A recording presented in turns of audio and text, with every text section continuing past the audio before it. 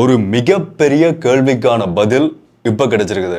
பிப்ரவரி 28 அமெரிக்காவும் இஸ்ரேலும் சேர்ந்து நடத்தின தாக்குதல்ல ஈரானோட 2வது supreme leader Ayatollah Ali Khamenei கொல்லப்பட்டிருந்தார். அவர் கொல்லப்பட்டதுக்கு பிறகு யார் ஈரானோட அடுத்த சுப்ரீம் லீடர் என்றதான் இருந்த ஒரு பெரிய கேள்வியா இருந்தது. அந்த கேள்விக்கான பதில் மார்ச் 8ஆம் தேதி நேற்று வெளியாகி இருக்குது. ஈரானோட அதிகாரப்பூர்வமான 3வது சுப்ரீம் லீடரா முஸ்தபா ஹமேனி தெரிவு செய்யப்படுகிறார். இந்த முஸ்தபா ஹமேனி யாருன்னு பாத்தீங்கன்னா, இவரோட பேர் முஸ்தபா ஹமேனி, முஸ்தபா கிடையாது. முஸ்தபா ஹமேனி என்ற பேர்ல ஏற்கனவே அலி கமேனிக்கு இன்னொரு மகனும் இருக்கிறார். இவரோட பேர் நான் சரியா ஸ்பெல்லிங் பண்ணலன்னு சொன்னா நீங்களே செக் பண்ணி பார்த்துக்கொள்ளுங்க. முஸ்தபா ஹமேனி என்றதான் இவரோட பேர். அரபு பேர் என்றபடியா ஸ்பெல்லிங் பண்றது கொஞ்சம் கஷ்டமா இருக்கும்.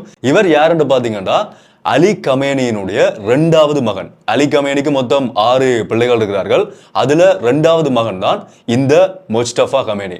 இவருக்கு 56 வயசாகுது. இவர் ஆரம்ப காலகட்டங்கள்ல இருந்தே அயத்துல்லா அலி கமேனியோட நெருக்கமா இருந்து அரச செயல்பாடுகள்ல ஈடுபட்ட ஒருத்தரா சொல்லப்படுறார்.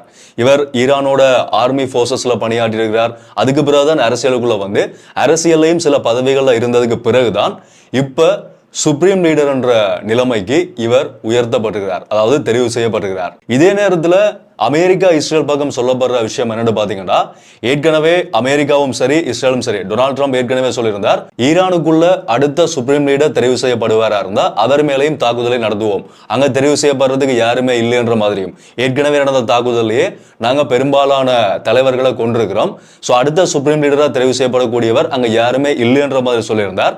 அந்த நிலைமையில தான் இப்ப இவர் 3வது சுப்ரீம் லீடரா தெரிவு செய்யப்படுகிறார். சோ இப்ப ஈரான் மக்களால இவர் தெரிவு செய்யப்பட்டதுக்கு பிறகு மகிழ்ச்சியான ஆரவாரங்கள் அங்க இவருக்கு ஆதரவா கொடுக்கப்படுறதை எங்களால பார்க்கக்கூடிய மாதிரி இருக்குது. தொடர்ச்சியா இவருடைய நடவடிக்கைகள் எப்படி இருக்கும்ன்றதை அடுத்தடுத்து வரக்கூடிய நடவடிக்கைகள் இருந்து எங்களால பார்க்க முடியும்.